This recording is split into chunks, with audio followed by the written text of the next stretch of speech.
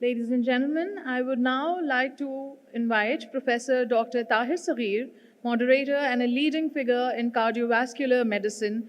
Professor Dr. Tahir Saghir is the Executive Director of the National Institute of Cardiovascular Diseases, NICVD, Karachi, and a renowned interventional cardiologist with fellowships from the College of Physicians and Surgeons, Pakistan, FCPS, Society for Cardiovascular Angiography and Interventions, and the American College of Cardiology, FACC. We welcome Mr. Tahir Saghir to the Healthcare Expo Day 2. Thank you for coming here, sir.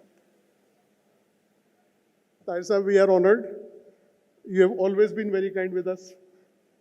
Other panelists of this session are Professor Irfan Amjad Lutfi sir. He is heading the stroke program at NICVD and is an intervention radiologist.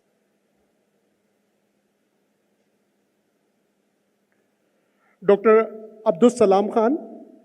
Dr. Abdus Salam Khan is associated with Shifa International Hospital, Islamabad, and his specialty is emergency medicine, and he remained the Dean of Emergency Medicine at CPSP. Dr. Faryal Tariq. Dr. Faryal Tariq is associated with DUHS. She is based at OJA campus. She is an endocrinologist and diabetologist.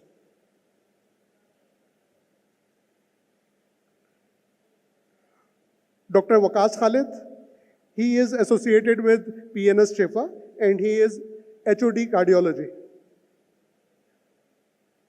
Dr. Okasha Anjum, she is associated with Indus University and her specialty is physical therapy.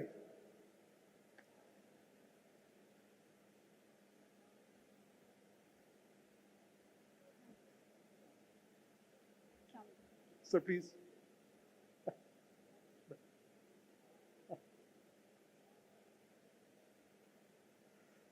So the session is non-communicable diseases. It's a growing burden on healthcare. And let me hand over to Professor Tahir Saghir. Sir, please. Bismillahirrahmanirrahim.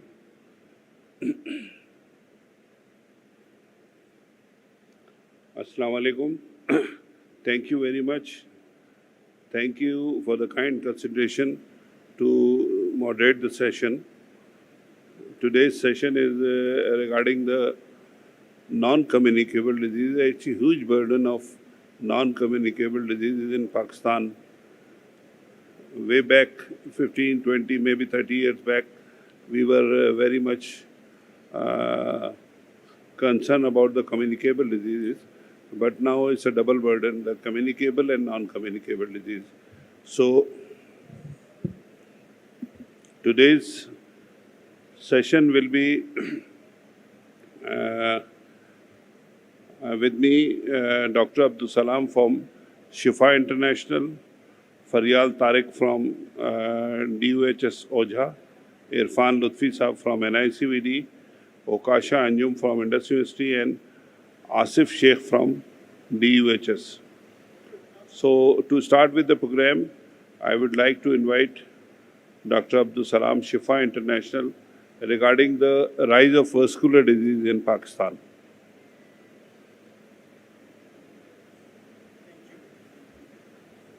Your presentation.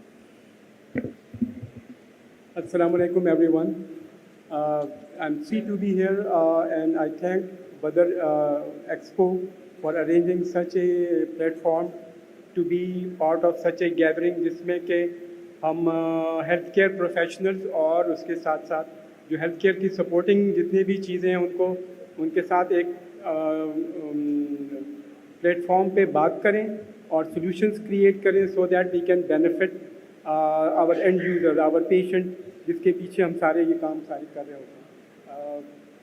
So if you can start my presentation.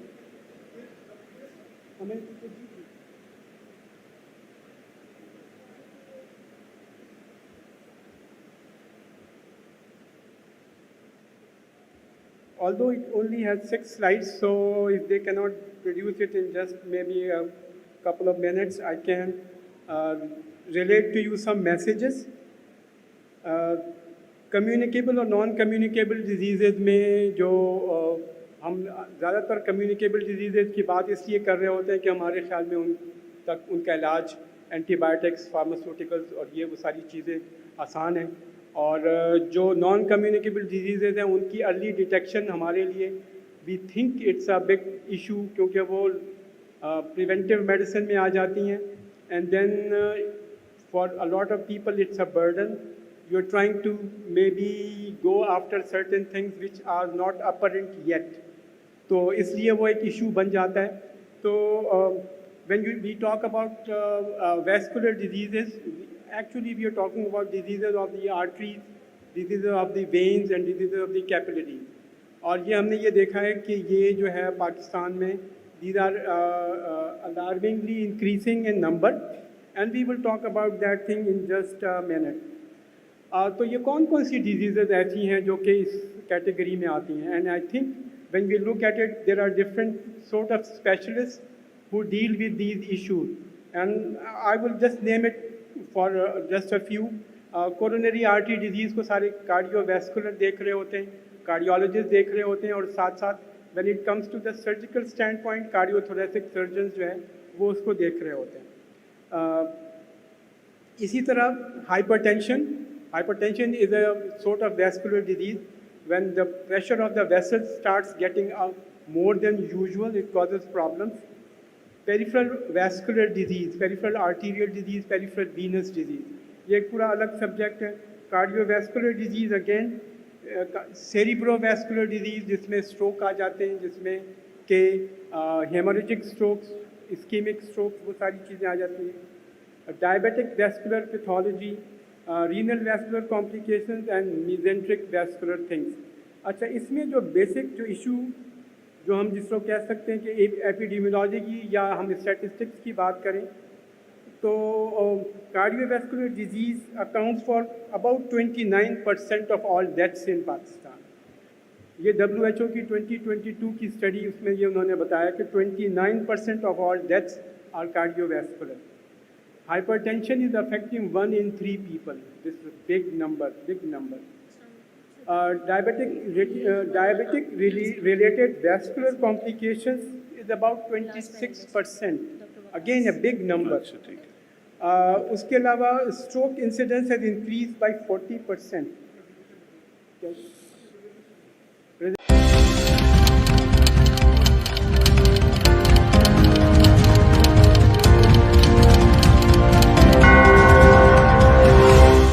It's 4 p.m.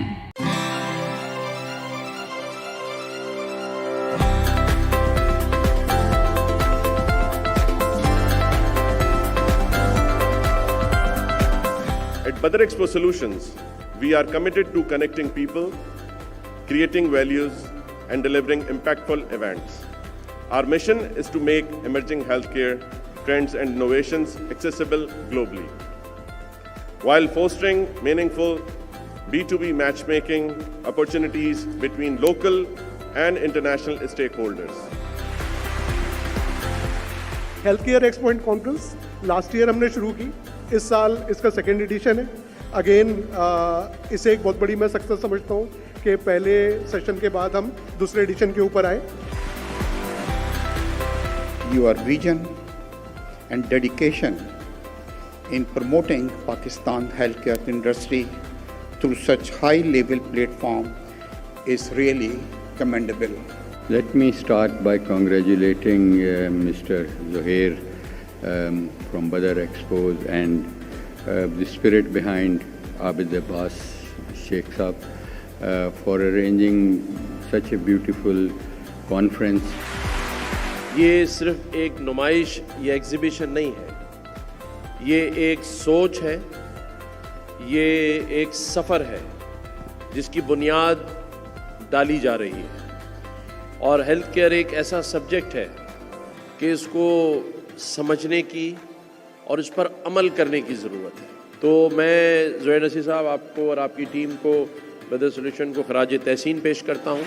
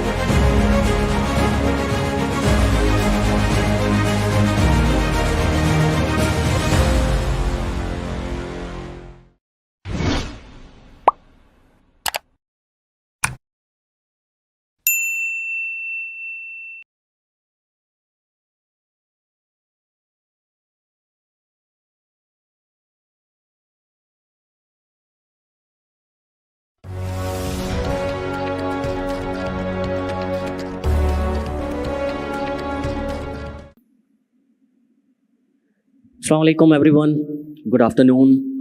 Thanks for joining the session, which is very close to my heart. It's emergency and the trauma care session. I'm your moderator for the panel discussion. My name is Dr. Raza Sheikh. Currently, I'm leading the emergency department at Shaheed Mohtama Benazir Bhutto Institute of Trauma. My background is emergency medicine consultant trained in UK.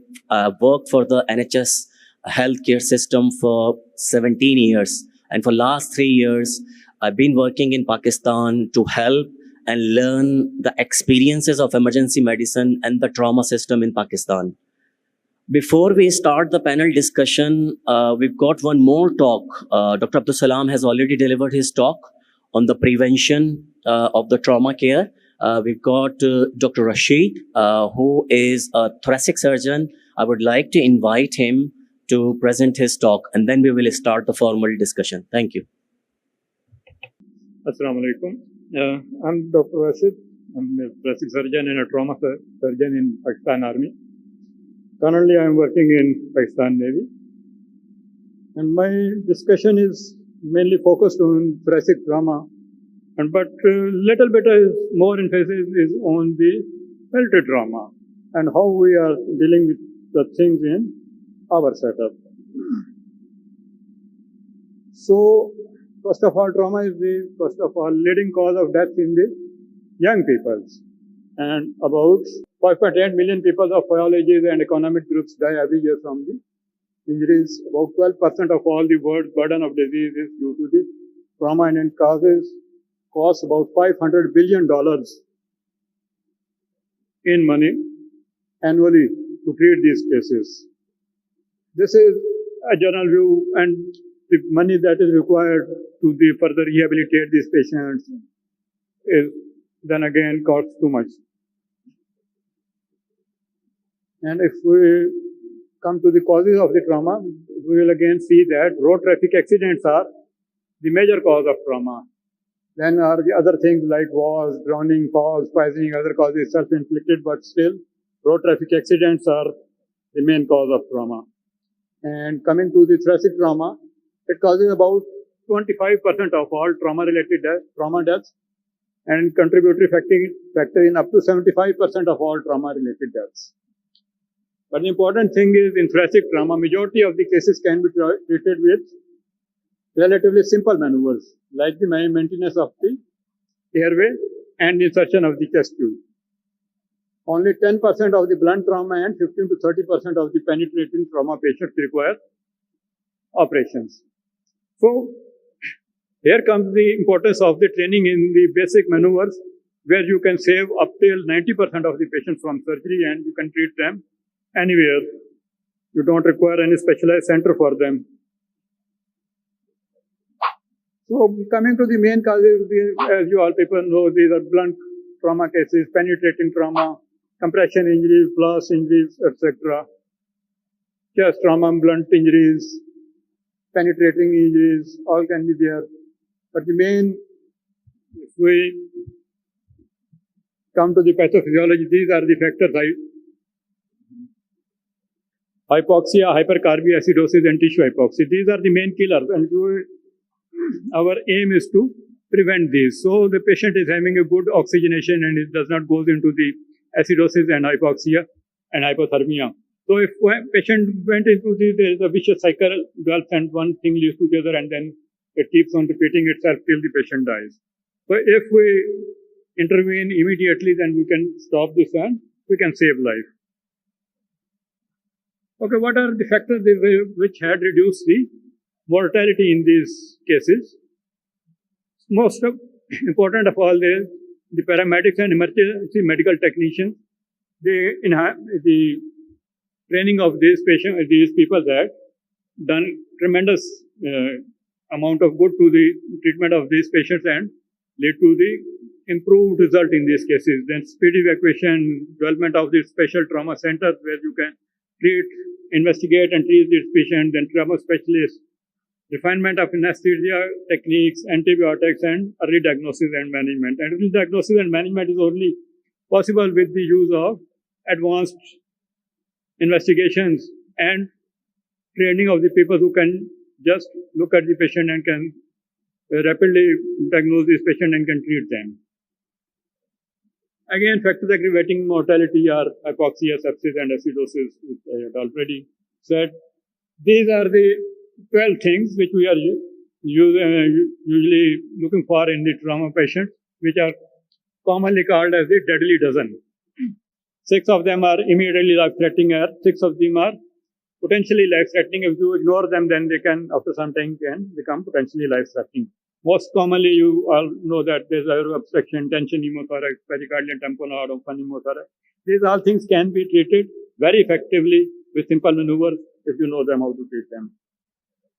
So, treatment of and management of thoracic trauma, we use the ATLS protocol, depending on which comprises of the primary survey, resuscitation of vital function, detailed secondary survey, and then definitive care. Primary survey, airway, breathing, circulation. And you know, airway, breathing, circulation, these all are in the thoracic cavity. Airway is there, breathing is totally with the chest, and circulation, there can be massive hemorrhage in the chest, up to 3 liter, 4 liter of blood can be lost in the chest. So, circulation is also very much there in the chest. So, for the thoracic trauma, you need to know all these things, and this can be done very effectively if you know the basic principles. So, we divide the management of these cases in pre-hospital care, emergency department care, and operating room. And in all of these levels, we usually apply the same principles of ATLS. Okay, pre-hospital cares. There are 2 types of setups usually in the world. Some setups they use the paramedics, and some setups they are more inclined towards the doctors. We in the army, we have more of a setup which involves the doctors. We want the doctors to go as front in the battlefield or wherever we are to. We don't use the paramedical stuff, but other setups they have very well-trained paramedical staff. They can go into the field and can do the initial assessment of the patient and